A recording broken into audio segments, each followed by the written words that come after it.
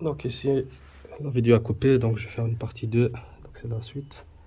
Donc je disais que je vais retirer les écrous ici pour pouvoir déboîter le filtre à particules.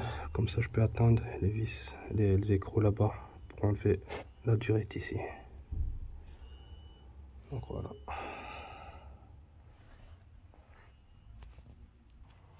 Donc ici encore il reste une vis, un écrou à retirer. Donc c'est celui-là. Et juste là. Donc il faut aussi retirer, donc au niveau, il y a le collier à retirer en haut, donc au niveau compartiment moteur, pour retirer le filtre, enfin déboîter le filtre à particules. Et on a encore un écrou ici.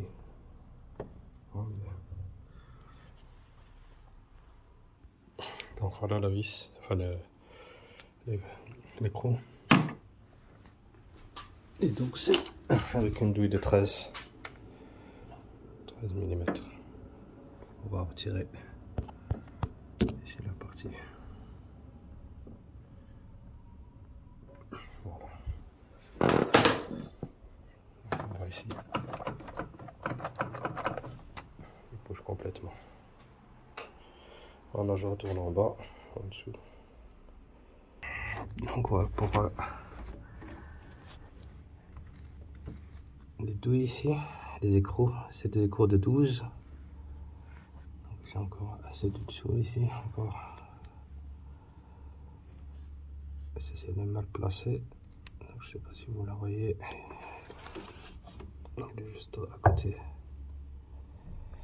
de celle-ci. Donc cette partie là.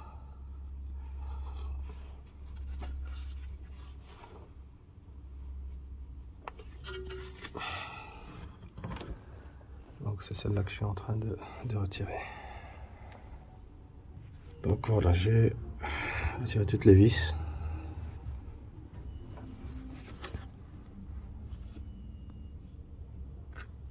Donc ici, celle-ci, qui bouge complètement. Il me reste maintenant les durites à retirer. Celle-ci, celle-là, qui est là. Donc les vis, c'est des Torx 30, T30. Donc il y a des longues et des petites. Hein. Donc les un peu de graisse.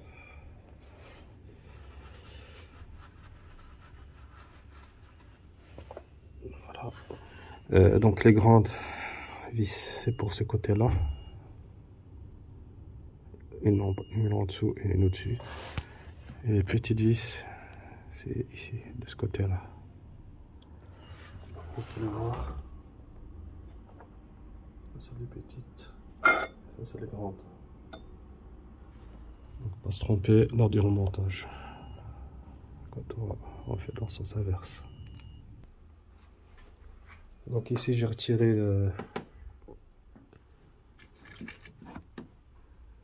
donc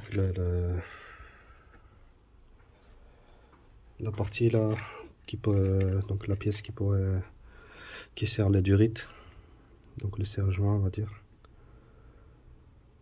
donc pour bloquer le liquide de refroidissement. Je l'ai mis un peu plus haut ici parce qu'en dessous j'ai pas d'accès pour mettre donc l'outil pour serrer donc les clips de serrage. Donc je préfère le mettre ici plus haut. Donc c'est la même durite de toute façon.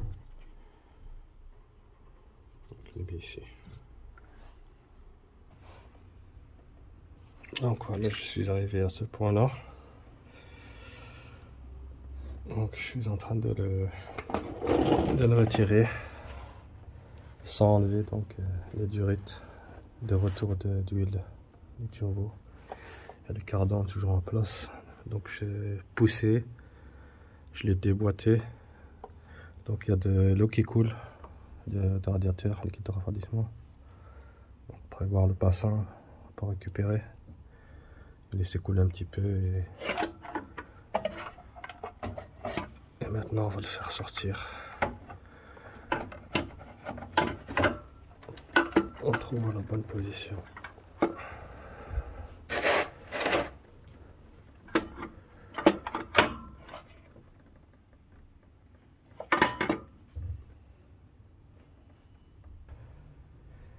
Donc pour le sortir, j'ai trouvé la solution. Donc il faut le pivoter et le faire sortir par le berceau, juste au-dessus du berceau.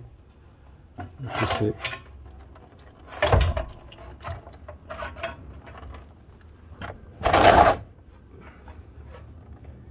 Donc on va apparaître.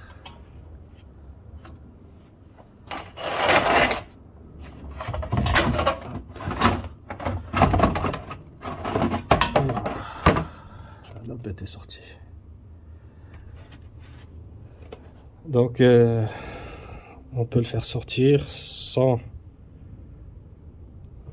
démonter, faire retirer plusieurs organes. Donc ça ici, il faut juste retirer le cardan, le déboîter, le mettre sur le côté.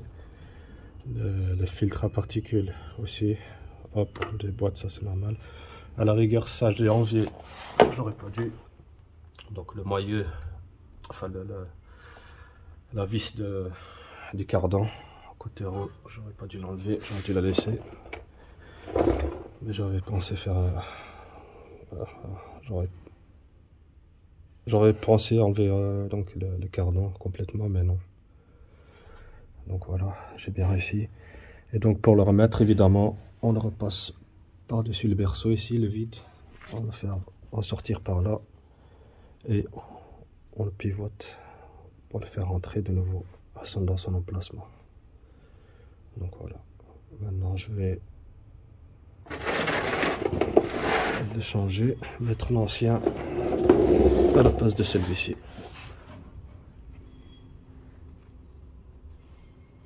Donc ici aussi pour finir, il y avait donc le cache-poussière ici. Donc je l'ai retiré, comme ça j'ai accès à la durite ici pour la retirer plus facilement. Parce que sinon ça gêne. Le cache ici. C'est celui-là qui vient ici.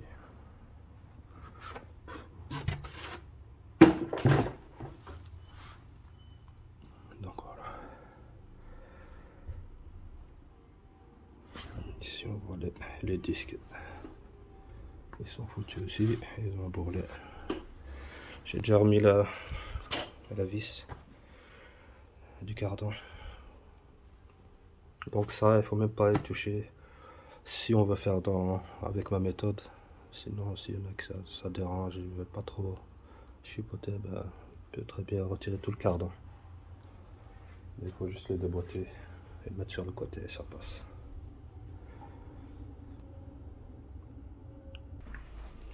Donc voilà ici, donc l'ancien, ça c'est celui que j'ai démonté. Donc ici on voit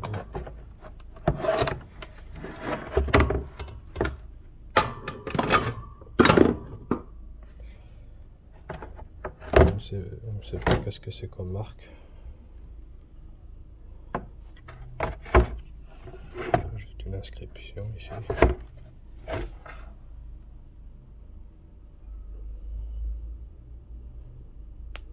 Ici au niveau du moteur ici, électrique, rien qui indique quel type de marque c'est. C'est à cause de ça que celle-ci est tombée en panne. À l'intérieur, on voit que c'est déjà sale. Par rapport à l'original, ici donc on voit bien VW, les références. Ici aussi. Donc ça peut aussi jouer au niveau de la qualité.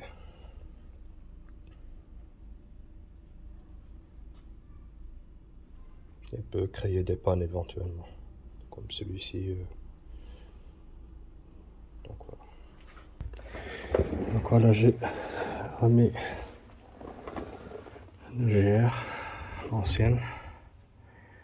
Comme j'ai dit, je l'ai fait passer par ici,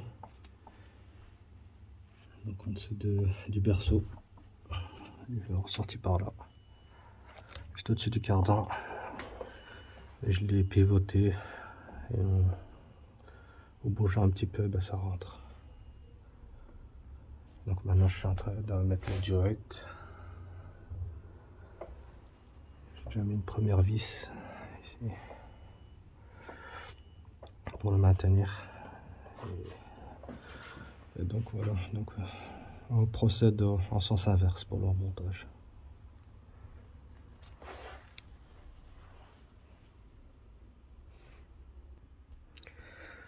Donc voilà, ici en dessous, donc, tout est remis à sa place, tout est connecté et vissé, le GR est en place. Donc on n'oublie rien, la connectique, la fiche, les durites, les visseries. Et voilà. Donc j'ai retiré aussi les collets, enfin le serre-joint qui sert les tuyaux des deux côtés. Et là. Maintenant je vais remettre le cardan. Et ne pas oublier aussi le capteur du niveau d'huile du carter. Celui-là est gêné un petit peu, donc je vais le remettre à sa place aussi. Et ça sera fini du dessous. Je remets le cache. Je remets ici aussi le pare-boue, ici latéral. Et après il restera dans le compartiment moteur à remettre tous les autres éléments. Donc de l'admission d'air. Donc ici pour resserrer le cardan, même procédé comme au début. Hop, on prend le rallonge, on va jusqu'au bout avec le même douille, donc M18, M8, et on bloque avec un tournevis dans la rainure et on serre. Donc voilà, ici j'ai tout serré. Maintenant je vais remettre le cache ici, ainsi que le cache du dessous, comme ça j'en aurai fini avec la partie inférieure. Je vais remettre la roue, je vais resserrer au couple ici, c'est 180 si je ne me trompe pas, ou plus, je vais voir. Donc ici c'est fait, au niveau du dessous. Donc les goujons sont serrés au couple, ainsi que la vis centrale du cardan, j'ai serré à 188 là. Donc ça bouge plus, donc ça c'est bon. Maintenant je vais continuer au-dessus et remettre les éléments restants, donc la boîte à air et les autres gaines. Donc voilà, on continue le remontage. Donc on va remettre la gaine d'admission d'air du turbo.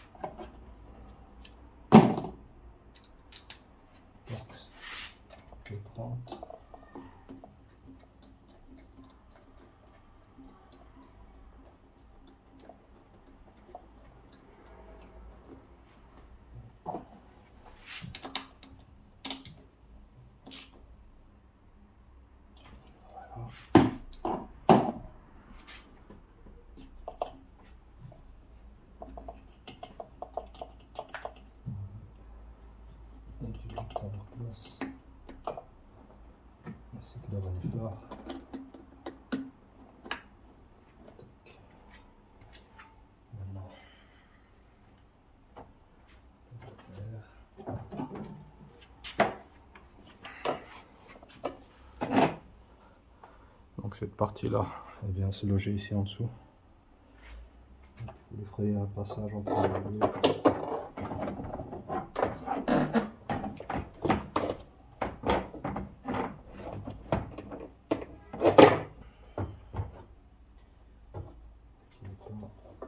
Rigide.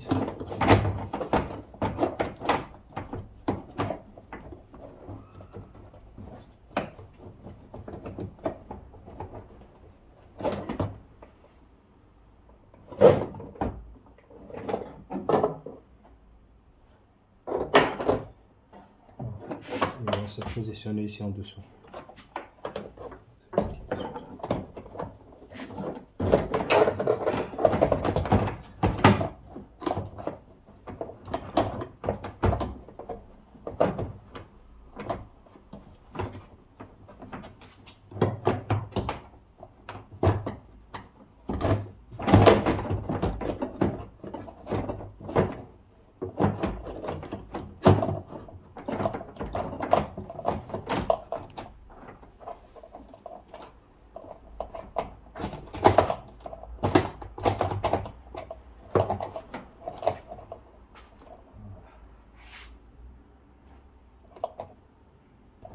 Il y a le cylindre bloc ici à faire rentrer en premier, puis la vis qui se trouve là.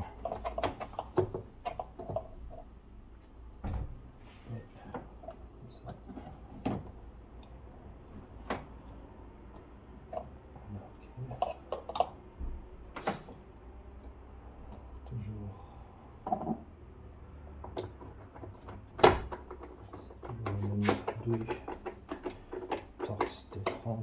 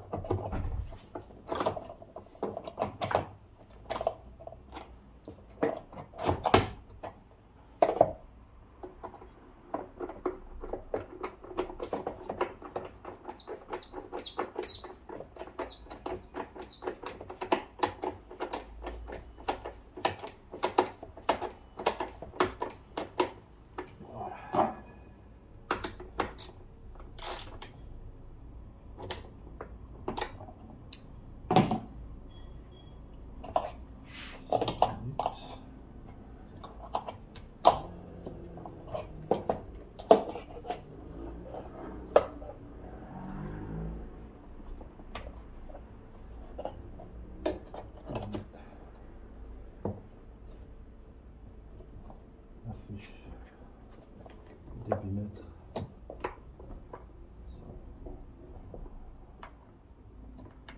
Ça va. Celui-ci, je sais pas où est-ce qu'il était. Pourquoi?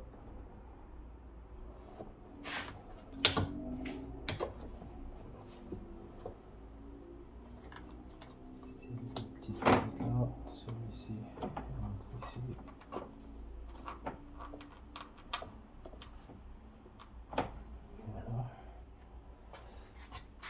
On va remettre le collier.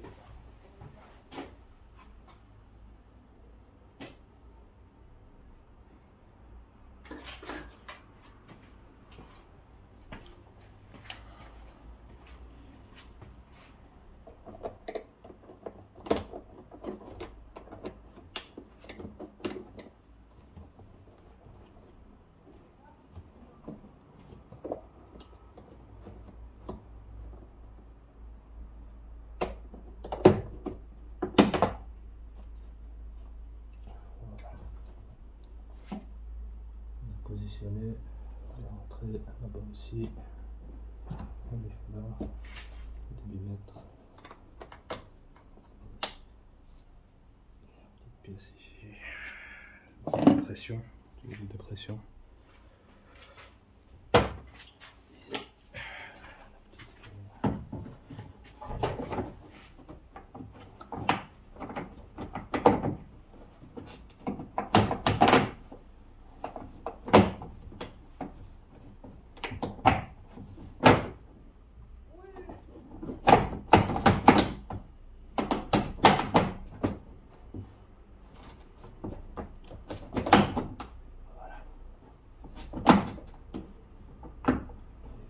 Et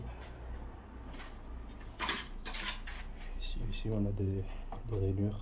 Ça rentre, une clips.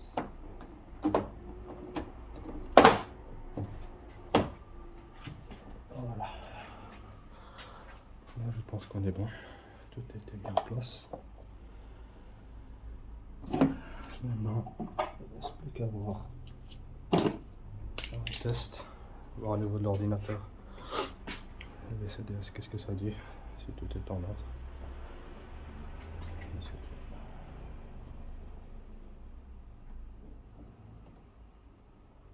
Voilà. Donc voilà, le moteur il tourne. Ici, pour le moment, pas de voyant moteur. Vous constatez aussi les odeurs d'échappement dû au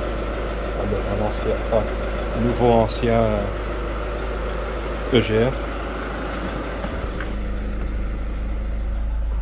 Sur le moteur. Donc j'avais déjà au préalable effacé les anciens messages d'erreur et normalement ici tout est en ordre.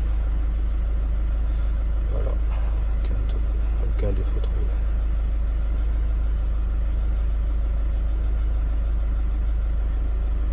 Comme même les pièces neuves et surtout ici qui n'ont pas de marque, donc c'est de la sous-marque, je ne sais pas qu'est-ce que c'est, qu'est-ce qu'on lui a mis comme marque.